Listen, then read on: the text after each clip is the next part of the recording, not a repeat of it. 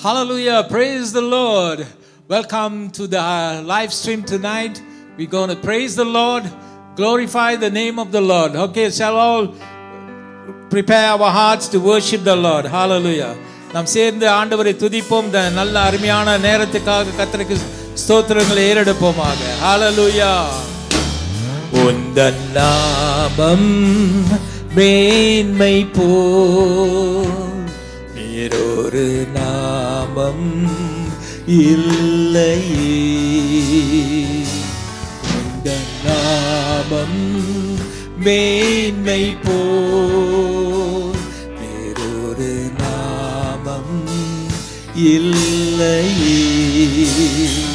நீரே என் தேவன். கரங்களை உயர்த்தி நீரே என் தேவன், வல்லமை உள்ளவரே. நீரே என் தேவன், நீரே என் தேவன், ஆலோசனை கர்த்தரே. உம்மை ஆராதிக்கிறோம், உம்மை ஆராதிக்கிறோம், உம்மை ஆராதிக்கிறோம் இயேசுவே. ஆராதிப்போம் தேவனே. உம்மை ஆராதிக்கிறோம், உம்மை ஆராதிக்கிறோம், உம்மை ஆராதிக்கிறோம் இயேசுவே. அன்பரே நல்லவரே வல்லவரே என் ஆண்டவரே. அன்பரே நல்லவரே வல்லவரே என் ஆண்டவரே. உந்தன் நாமம் அற்புதம், உந்தன் நாமமே ஜெயம். உந்தன் நாமம் அற்புதம், உந்தன் நாமமே ஜெயம்.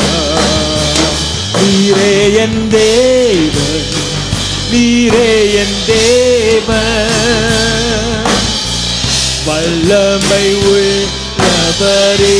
நீரே என் தேவன். ஓ ஹalleluya.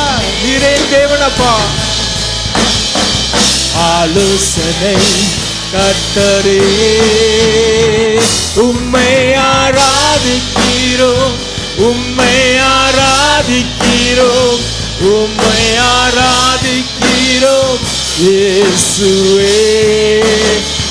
உம்மை ஆராதிக்கிறோம். சேர்ந்து ஆராதிப்போம் நம் தேவனை. ஓ அவர் சர்வ வல்ல தேவன், நமக்காக யாவையும் செய்து முடித்தவர். ஹalleluya.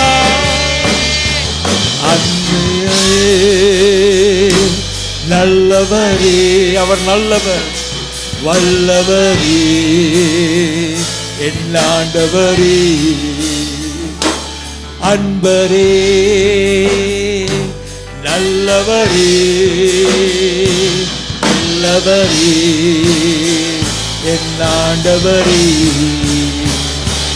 I sing praises to your name, oh Lord, praises to your name, oh Lord, for your name is great and greatly to be praised. I sing praises to your name, oh Lord, praises to your name, oh Lord, for your name is great and greatly to be praised. We praise you, Lord.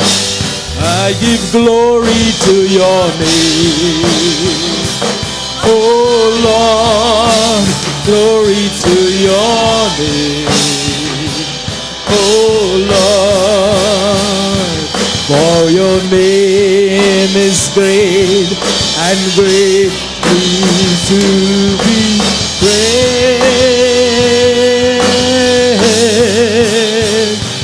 We give glory to your name, oh Lord, glory to your name, oh Lord. For him is great and greatly to be praised. Hosanna! Hosanna! Hosanna! Hosanna in the highest. Hosanna! Yes, Lord, we lift your holy name. Hosanna in the highest. Lord, we lift up your name with a hearts full of praise. Be exalted, O Lord my God. Hosanna in the highest. Glory, glory, glory, glory to the King of Kings. Glory, glory. Come on, let's worship the Lord. Glory to the King of Kings. Lord, we lift up your name, lift your name with a heart full of praise. Be exalted, O Lord our God. Hosanna in the highest.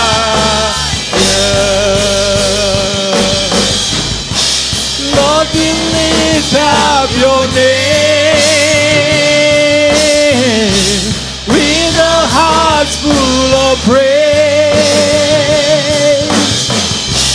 Be exalted, O Lord my God.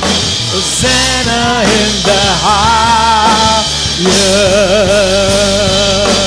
Hosanna in the highest. Hosanna in the highest. Oh, lift your name. Hosanna in the highest. Tuyare, tuyare, tuyare. En துதிகளுக்கு பாத்திரரே, தூயரே, தூயரே, துதிகளுக்கு பாத்திரரே.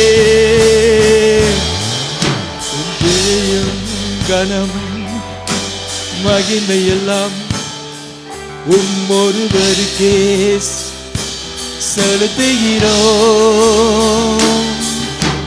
துதியுடன் மகிமையெல்லாம் ஒருவருக்கே செலுத்துகிறோம். துதிகனமும் மகிமையெல்லாம் ஒருவருக்கே செலுத்துவோம். தூயரே, தூயரே, துதி உமக்கு செலுத்துகிறோம். தூயரே, தூயரே, துதிகனம் மகிமையெல்லாம் உமக்கே. ஆண்டவரே, துதிகன மகிமை உமக்கே செலுத்துகிறோம். ஓ ரப Chandra பலரண்டலரம் தூயரே. ரிசிங்கோ ரப. Holiness is the presence of Jesus. And now the holiness of Jesus is filling us all tonight. For tonight, holy, holy, holy, the Lord is God Almighty, and our lives are filled with the glory of God. Won't you say an amen and amen and amen?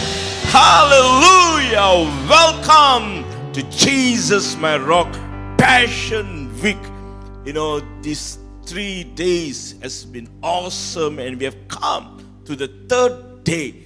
You know, throughout the 3 nights, all of us are growing in God's love, and to make known His love, to make known His love to others is about the Passion Week. It's all about Jesus Christ, to grow in His love and make His love known to others. Even right now, you can share this link with someone out there who need to hear the message of the cross, to hear the gospel of Jesus Christ. And now is the time you can share this link to your friends. And once again, as we gather on the third day, we are going to hear a message of the word of Jesus. Woman, into your hand, behold, your son we give. You know, and this message is been shared by Mrs. Rina Shashidharan, holds a postgraduate degree in physiotherapy and is currently working as a senior physiotherapist in Subang Jaya Medical Center for the past 18 years. And you know, Mrs. Rina, she's one person who has so much passion for the Lord. Indeed, she is been prepared by the Holy Spirit tonight to share the third word. Woman, behold your son. Sister Rina has a deep passion, like I said, for the ministry of intercession and delights in sharing about the gospel of Christ to many. So now is the time, as you receive the word, say an amen, and let's put our hands together and welcome Mrs. Rina Shashidharan.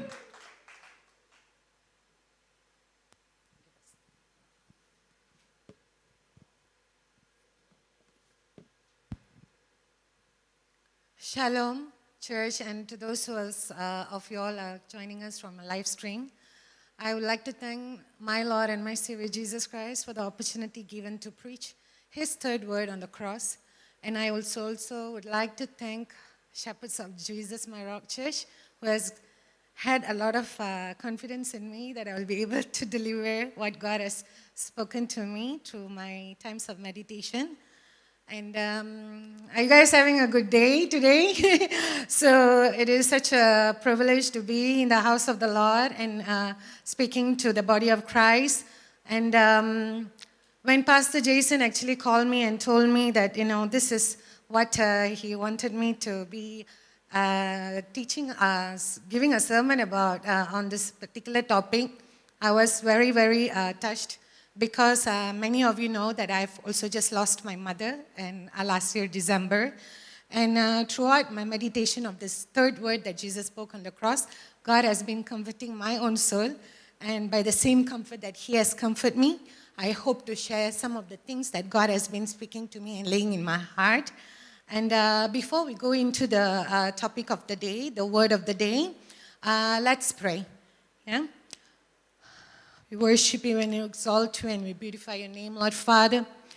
Oh Lord, we come before the throne of grace with boldness, wearing the robe of righteousness of Christ. We do know that our acts of righteousness are nothing before Your eyes, Lord, but we are clothed with Your robe of righteousness that You purchased for us on the cross, Lord. Lord, I pray that the words of my mouth and the meditation of my heart will be acceptable unto You, my rock and my redeemer. Lord, as we go into the word that You have spoken on the cross, Lord Father, I pray that You prepare our heart to be a good soil, Lord Father. A good soil. May the people of God hear the word of God, accept the word of God, and may it produce harvest. Some can be 30, some can be 60, and some even 100, Lord Father, from what is sown. So let this word that You speak, Lord Father, today, do not return to You in void, but accomplish its purpose by bringing the harvest to Your kingdom, Lord Father. All this we ask and receive in the mighty and matchless name of Jesus Christ of Nazareth. Amen. So I'm going to be reading on John 19, verses 26 to 27. When Jesus saw His mother there and the disciples whom he loved, standing nearby, he said to her, "Woman, here is your son." And to the disciple, "Here is your mother." From that time on, this disciple took her into his home. Now, as I was meditating on this word of God, many of the mornings God will wake me up with a sermon to the point that I told God, like, there was too many points for me to even deliver about. So I have classified my points today into 4 different categories. We will be looking at this particular word that Jesus spoke in terms of its prophecy significance. Second, we will have a perspective on the disciple that Jesus loved, which is John Apostle. And the third, we will have a perspective on Mary, mother of Jesus. And the fourth, I titled it as Be Like Jesus, something significant that he was doing on the cross that we should live as an exemplary as well. Introduction for the Gospel of John. The Gospel is actually written originally in the language of Koine Greek. I know the term woman used by Jesus here can sometimes sound a little rude, but the original interpretation of this word is a very respectful but a formal address for a woman, similar to what we call like a madam in our current generation. But sometimes I have always wondered, why is such a very formal way to relate to a mother? You know, he's on the cross and he's looking at his mother and he calls a woman. I mean, can you guys imagine going back home tonight and asking your mother, "Woman, is the dinner ready?" Like, I don't think you guys will be well enough to answer me on what happens next. So the word woman itself, it is pointing to something else that God was trying to achieve through the word that he actually used. This takes us to the first ever messianic prophecy that was given in the book of Genesis, chapter 3, verses 15. I'll read it here. "And I will put enmity between you and the woman, and between your offsprings and hers. He will crush your head, and you will strike his heel."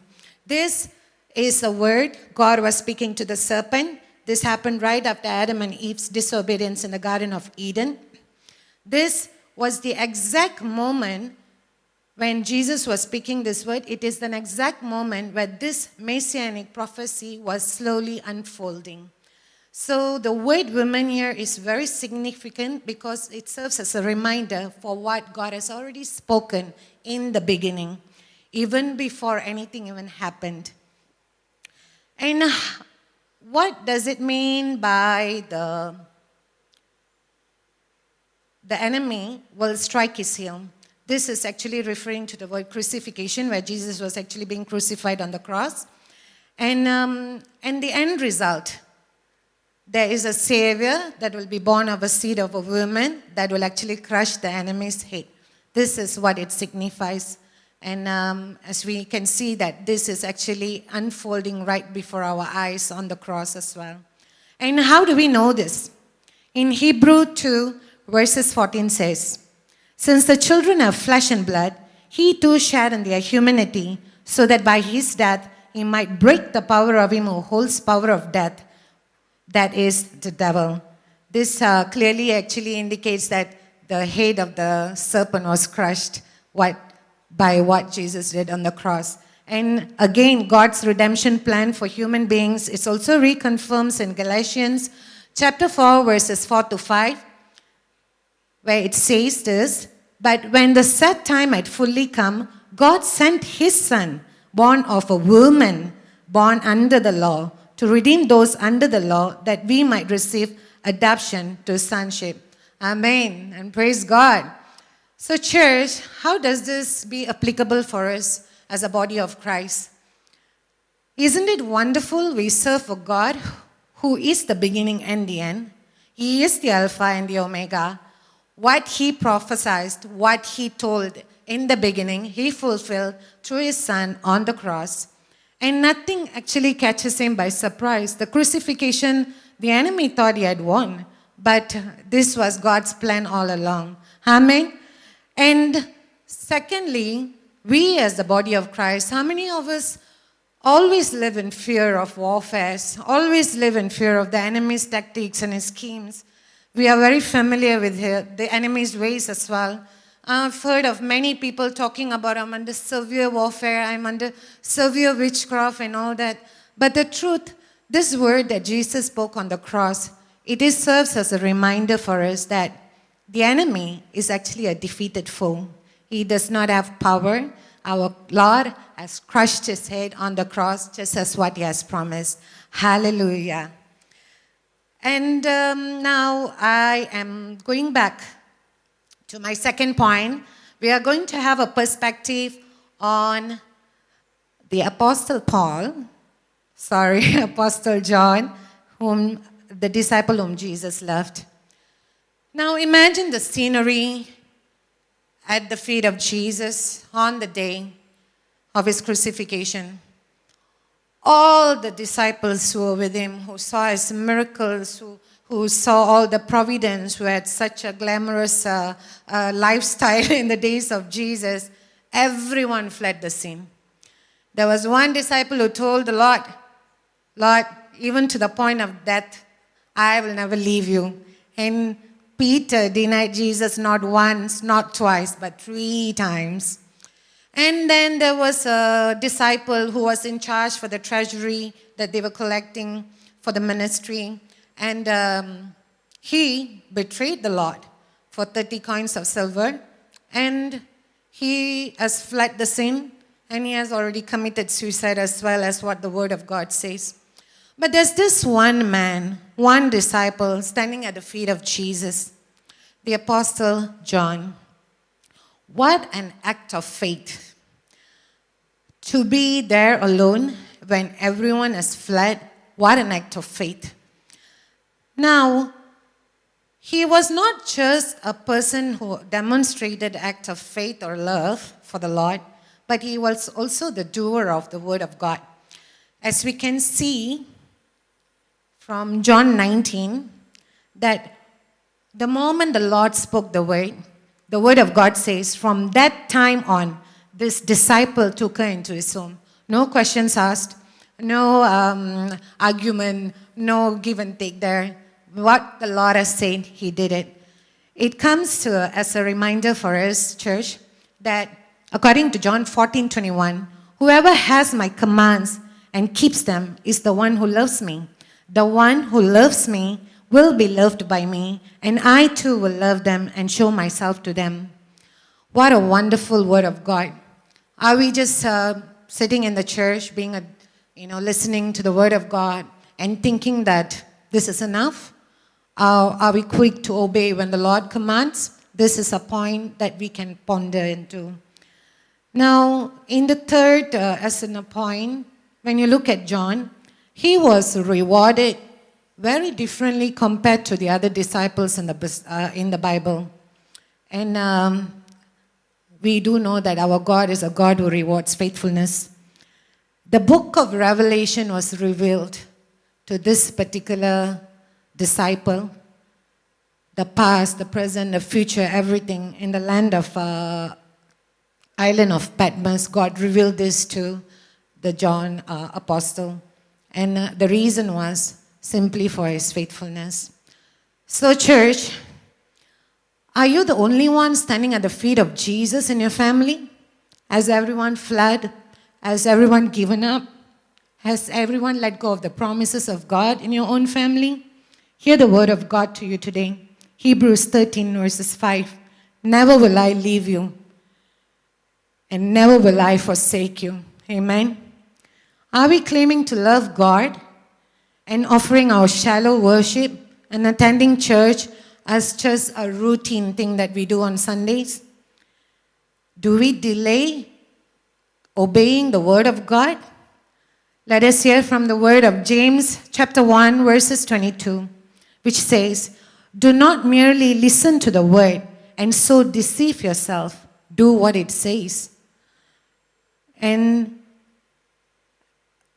in our own walk with the Lord, through the word of God, we do know that God is a God who rewards faithfulness. Galatians 6:9 says, let us not become weary in doing good, for at the proper time we will reap the harvest if we do not give up. Another very important point to look at here as well. It says here in the word John 19 very clearly, when Jesus saw his mother there and the disciple who he loved standing nearby, what would have happened if Jesus could not find them there? If Mary was not there and if the disciple was not found, then probably we would not even get this third word on the cross. Isn't it right? And how many times we say we can't hear the word of God, we can't hear from our God? Where are we located? Are we at the feet of Jesus? Or we are in the crowd somewhere hiding and hoping that he will catch us and give us a word? So this serves as a very beautiful reminder from James chapter 4 verses 8. The word of God says, draw near to God and he will draw near to you. Be found where you are supposed to be found and you will surely hear from the Lord. Amen. Now I'm going to give a perspective on Mary, mother of Jesus. Now let us put ourselves in Mary's shoe. Let us imagine what it meant, what it felt like. She is the woman who gave birth to him, who nurtured him, who cared for him, who probably cried with him, laughed with him for 33 years of his life. And in few more minutes, she probably is going to lose him permanently. She saw the way they mocked him. She saw the way they beat him. He was bleeding. His face was so disfigured that no one could even recognize him. And there stands the mother. This child was conceived through a miracle. The angels proclaimed his birth. The wise men came and gave gifts to this child. What would have been going through her head? Let's have a look at it in Luke chapter 1, verses 31 to 33. This is the word of the angel to Mary. You will conceive and give birth to a son, and you are to call him Jesus. He will be great and will be called the Son of the Most High. The Lord God will give him the throne of his father David, and he will reign over Jacob's descendants forever. His kingdom will never end. Imagine hearing this much of prophecy, like a beautiful, magnificent prophecy, and there you are standing and looking at the cross, at your son who is so totally disfigured. What a pain. What a disbelief she would have been in. What kind of faith it would have even taken for her to be standing at the feet of Jesus. And for those of us who are from medical line, you know Psychology 101 says this. The worst psychological pain a human can ever go through is the loss of a loved one through death. First is loss of a child, followed by the loss of their spouse. So at this moment, this mother is standing at the feet of Jesus. Her soul is in anguish. Her soul is in so much of pain. Even Bible speaks of Mary's pain in this way. In Luke 2, verses 35, when Simeon spoke to her and told her, a sword will pierce your own soul too. This is how the Bible describes her pain. And at the moment Jesus hanging on the cross, he was already being tried for 20 hours. There were lots of beatings, a lot of mocking, a lot of humiliation he was going through. And then he was hanging on the cross for another few more hours. At this point, it would have been difficult for him to even take a deep breath, or even a breath for that matter. But he still took his time and he addresses his mother. What a compassionate act of our God. He changes not. He is the same yesterday, today, and tomorrow. And he will forever be the same compassionate God that we know that he is. Amen. As for our church, are you in a position of grief, like how Mary was grieving for a child? Take courage that your Father knows you and he sees your pain. 2 Corinthians chapter 1 verses 3 to 4 says, praise to be to God and Father of our Lord Jesus Christ, the Father of compassion and God of all comforts, who comforts us in all our troubles, that we can comfort those in any trouble with the comfort we ourselves receive from God. See, your pain serves a purpose. God comforts you, and you are to comfort those who require similar comfort the same way God comforts you. If you think you are going through a season of pain and you think it doesn't matter to God and you think it is something that God does not care, this is the word that you can remind yourself about the nature of our own God. Psalm 68 verse 5. This is the description of our God. A father to the fatherless, a defender of widows is God in his holy dwelling. And for those who are so crushed by the weight of a loss of your loved one, Psalms 34 verses 18. The Lord is close to the brokenhearted and saves those who are crushed in spirit. Amen. What a beautiful God we serve, and what a beautiful comfort that He has given us through His words. Are you in the place of a Mary today? You have received many prophecies regarding your life. Beautiful ones, magnificent ones, like how she received about Jesus. But yet in the reality, everything is falling apart.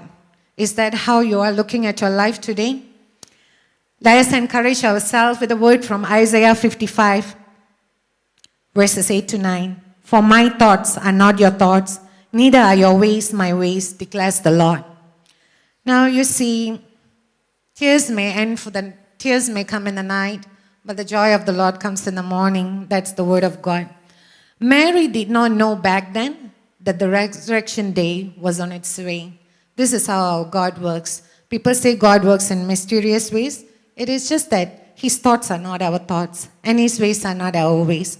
But when He gives you a promise through His word, He is a God who fulfills it. Amen. And moving on, my next point is about being like Jesus.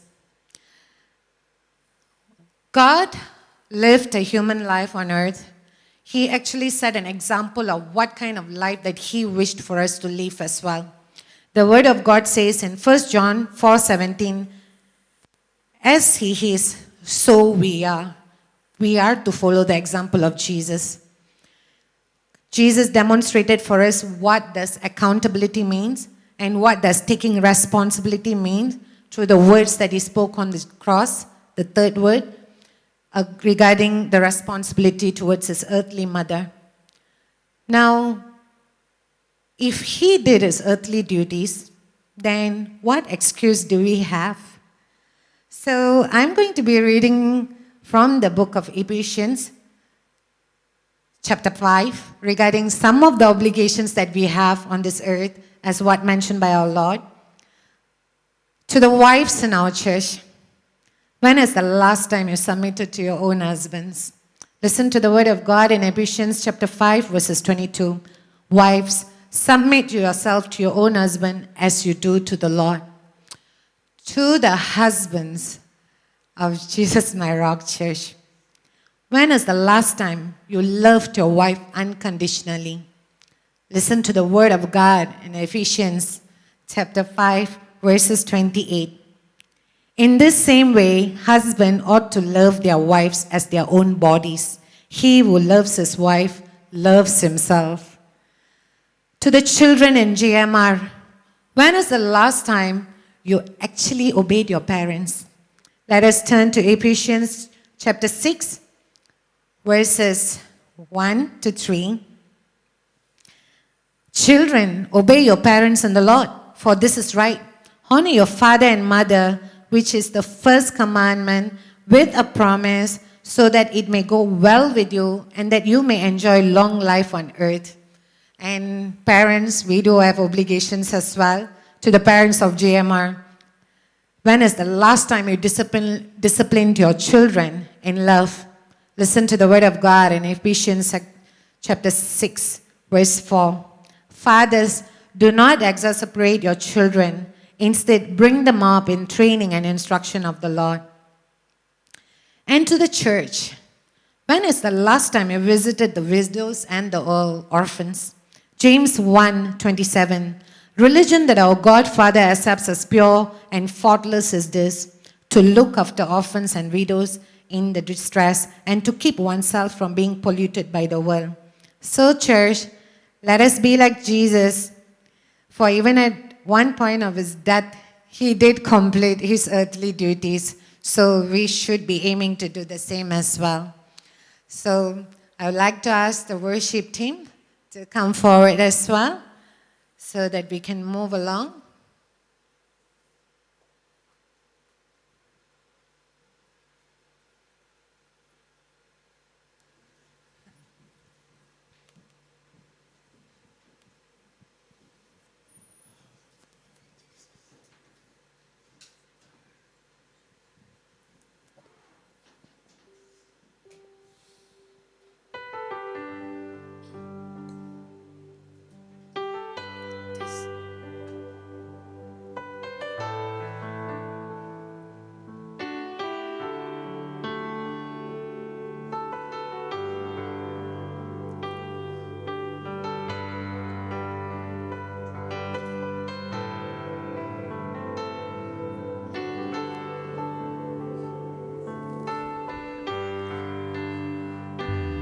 ஒரு தாய் தேற்றுவது போல் என் நேசர் தேற்றுவார்.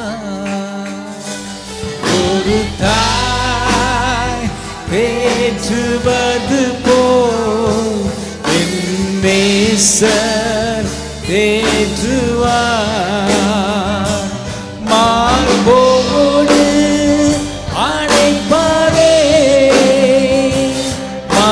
கவலை தீர்ப்பாரே. மார்போடு அணைப்பாரே. மனக்கவலை தீர்ப்பாரே. ஒரு தாய் தேற்றுவது போல் என் நேசர் தேற்றுவார். ஒரு தாய் தேற்றுவது போல் என் நேசர் தேற்றுவார். கரம் பிடித்து நடத்துவார். கண்மலை மேல் நிறுத்துவார். கரம் பிடித்து நடத்துவார். கண்மலை மேல் நிறுத்துவார். ஒரு தாய் தேற்றுவது போல் என் நேசர் தேற்றுவார். ஒரு தாய் தேற்றுவது போல் என் நேசர் தேற்றுவார். We worship you, Lord Father. We worship you. We worship you and exalt your name. What a beautiful God you are, Lord Father. Oh Lord, we fill this place with the Spirit, God, Lord Father. What a great God you are. Lord, you are the beginning and the end, Lord Father. You are the Alpha and the Omega, Lord Father. When you speak it, it comes to pass, Lord Father. Nothing catches you by surprise in our lives, God Father. Oh Lord, you are faithful to your word. The one who began a good work in us will complete it, for you are faithful, Lord Father. We thank you for your faithfulness, Lord Father. Even at the point of death, Lord Father, you fulfill what you promised us, Lord Father. Oh, you have crushed the head of the enemy, Lord Father, on the cross. We fear not, Lord, for you are with us. We will not fear, Lord Father. You have not given us a spirit of fear. You have given us a spirit of power, of love, and a sound mind, Lord Father. Oh, we thank you for what you did for us on the cross, Lord Father. Oh, Lord, we thank you for you're the God who teaches us to be like the disciple, standing at the feet of Jesus when everyone has fled, Lord Father. When everyone has fled. But Lord, we thank you. You are the God who rewards faithfulness. Lord, we thank you, Lord Father, for you are the God who draws near to us as we draw near to you, Lord Father. Lord, your word says, Lord Father, that you will never leave us nor forsake us. Even to the point of death, you will never leave us nor forsake us.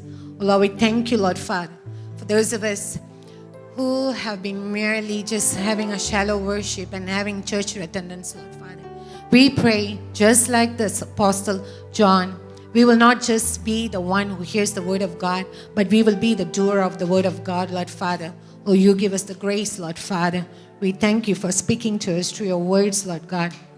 Oh Lord, we thank you that you are the God who comforts us in every situation we undergo in our life. We have lost our loved ones, Lord Father, the amount of psychological pain that we have suffered. God, you are so familiar with our ways because you lived the life of humanity, Lord Father. You are the God who is able to relate to everything we go through in life because, Lord, you chose to die on the cross for us willingly, Lord Father. And Lord, we take comfort knowing that our comfort comes from you in everything that we go through, Lord Father. You are the Father for the fatherless, Lord. You are the God who comforts us like a mother. Oh, we thank you for your comfort, Lord Father. We thank you and we worship you, Lord Father. Lord, as how you have completed all that was given to you, Lord Father, even the earthly obligations you had, Lord, we pray for grace in the areas we have not obliged to our responsibilities on this earth, Lord Father. Oh, Lord, we pray for your grace. We pray for your wisdom, Lord Father. Teach us, Lord Father, how to do your word. Teach us how to walk and be like you, Lord Father. Because your word says, as you are, so we are as well, Lord Father. Thank you, Lord Father. Thank you. Hallelujah. Praise God. What an awesome sharing word of God this beautiful night to all of us by Sister Rena on the third word of Jesus on the cross. Jesus said to his mother, "Woman, this is your son." And then he said to the disciple, "This is your mother." Even in the pain and agony and all that Jesus was going through on the cross as he was crucified, even that moment Jesus' thought was on his mother. Speaks about the responsibility, the love and the care that Jesus had.